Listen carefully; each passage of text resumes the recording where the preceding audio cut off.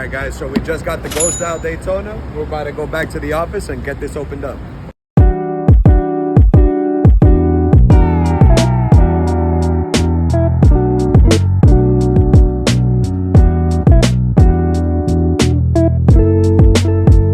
So this is actually a 126509. What that means is that it's a white gold Daytona. So this entire casing, bracelet, everything is made entirely of 18 karat white gold. So we're on the way now to go check out the Ghost Style. Gonna go to Miami Watchmaker and just make sure that everything's running smooth on the watch, make sure that it's completely authentic.